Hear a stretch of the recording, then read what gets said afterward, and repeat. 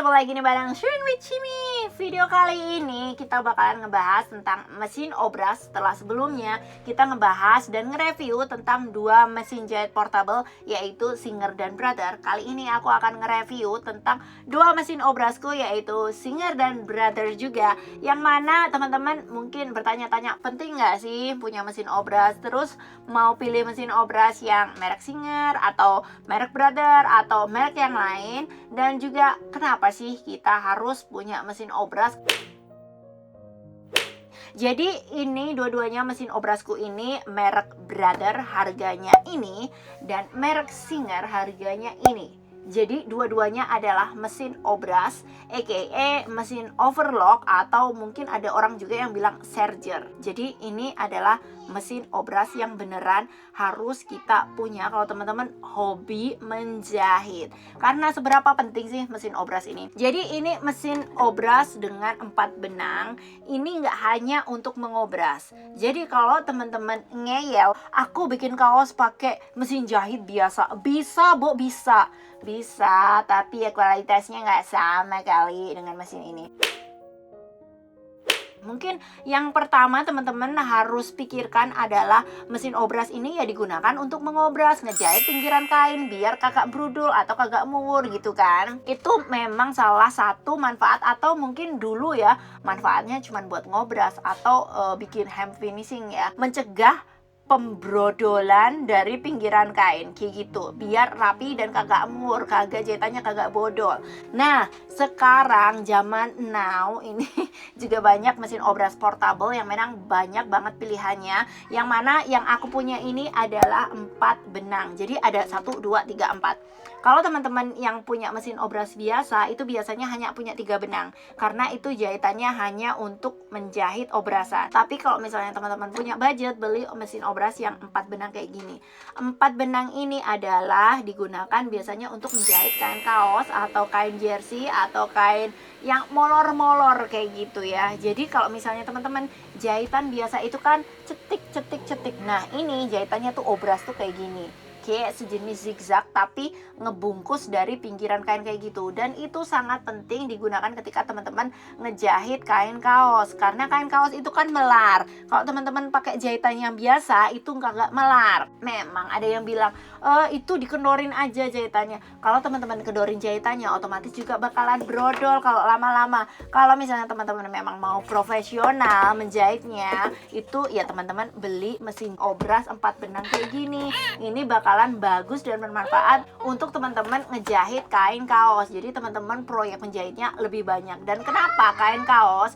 Karena kain kaos itu bakalan lebih pas di badan. Kalau teman-teman belajar jahit itu ya kalau misalnya punya budget, beli aja mesin obras sama mesin jahit atau mesin obras yang 4 benang gini ya.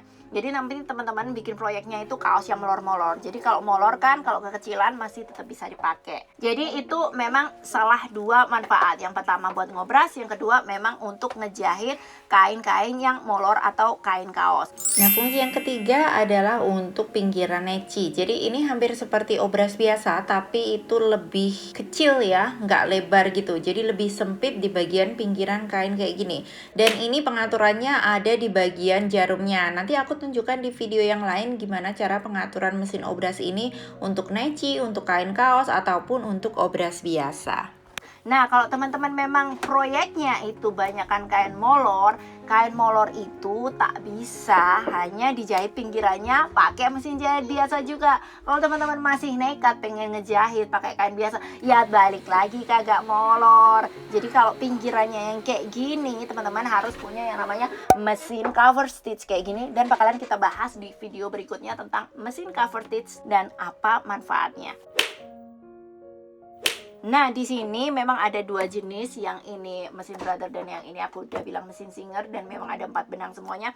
Dan bedanya apa sih? Jadi ini memang belinya aku beli di Finlandia dan ini aku beli di Vietnam. Jadi harganya pun hampir-hampir sama, tapi ada perbedaannya. Jadi di sini setelannya pun macam-macam. Mungkin teman-teman ini ada warna-warna ini ada maksudnya tersendiri, karena ketika kita buka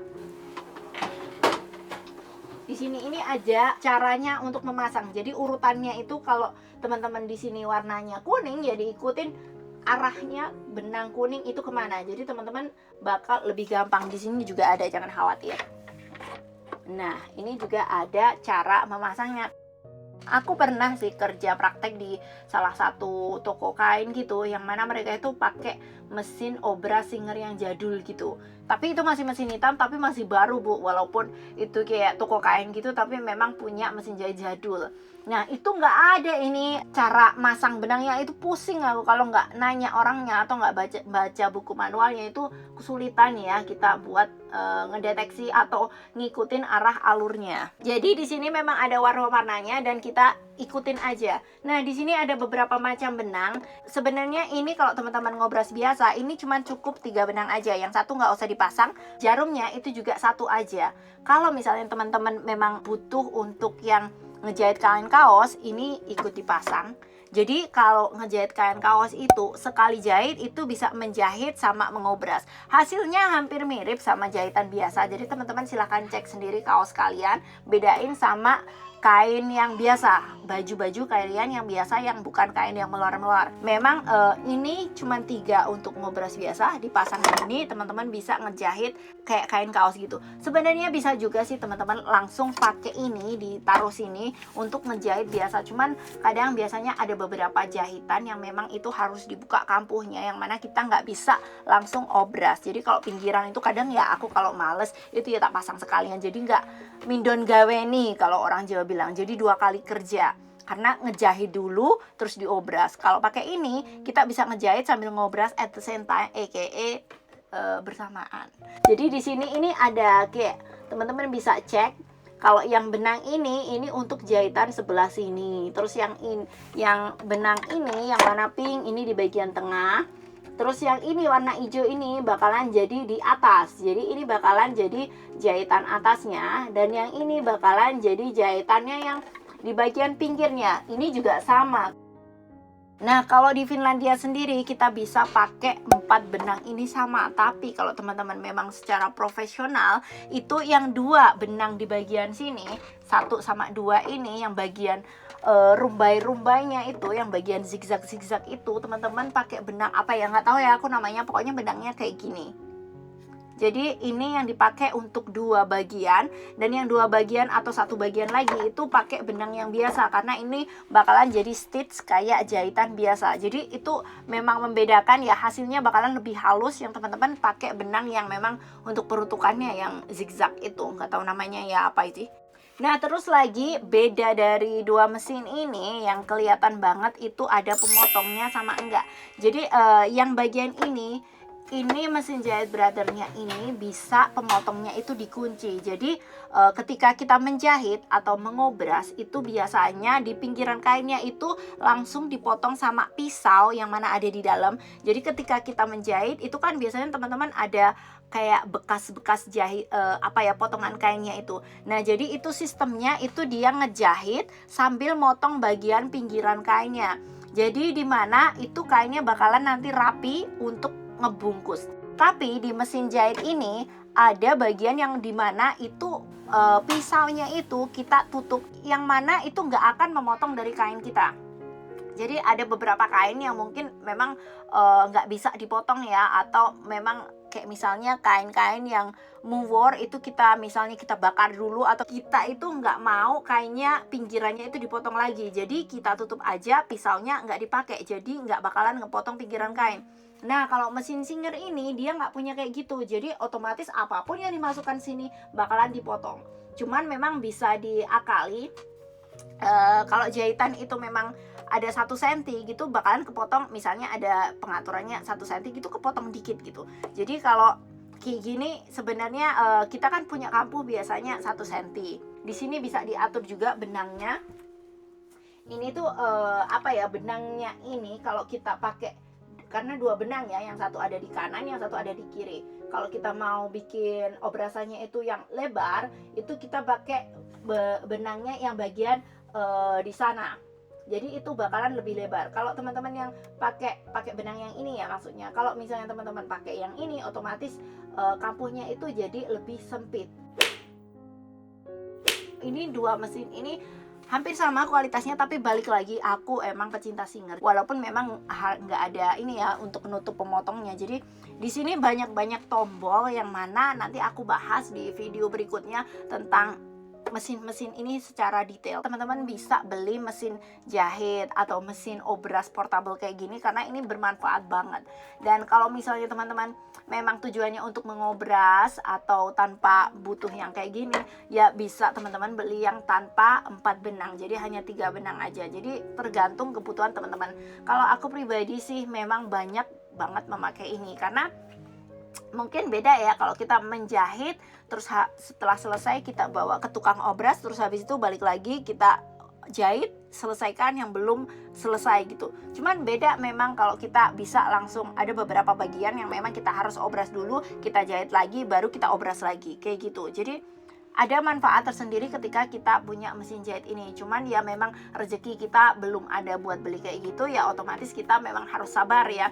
Jadi ngejahitin aja kayak gitu. Karena aku sendiri punya mesin obras ini juga pas ketika udah menikah, udah bisa beli sendiri gitu. Cuman kalau zaman dulu aku memang biasa juga ngejahitin, ngobrasin ke toko tempat tukang jahit yang menerima obras kayak gitu. Jadi teman-teman jangan ngelihat berapa banyak apa yang aku punya kayak gini yang menunjang aku belajar jahit otodidak. Jadi aku belajar jahit otodidak itu bermula dari mesin jahit biasa yang pakai ejlekan itu, dan itu pun pakai kain bekas-bekasnya orang tuaku, kain perca segala macam. Jadi kalau teman-teman pengen belajar jahit, jangan jadiin alasan kalau misalnya nggak punya mesin jahit lah, nggak punya duit lah. Karena teman-teman memang butuh modal untuk nonton YouTube, butuh modal, butuh wifi.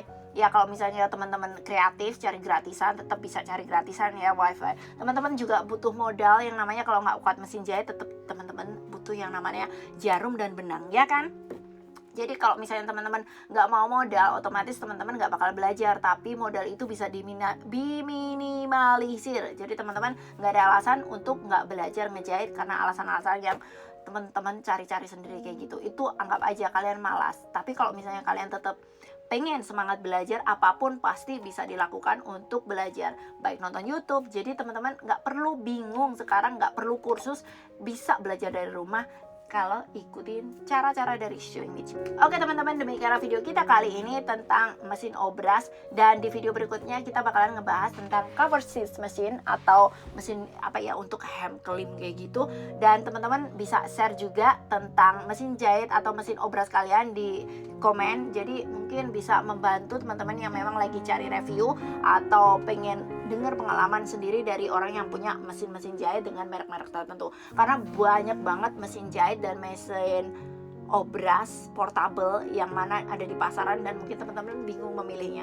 Jadi kalau ada komen-komen kayak gitu terkait dengan mesin jahitnya, jadi teman-teman bisa sedikit banyak gitu punya review tentang beli ini atau beli itu gitu. Jadi demikianlah video kita kali ini, semoga bermanfaat dan sampai ketemu lagi di video berikutnya.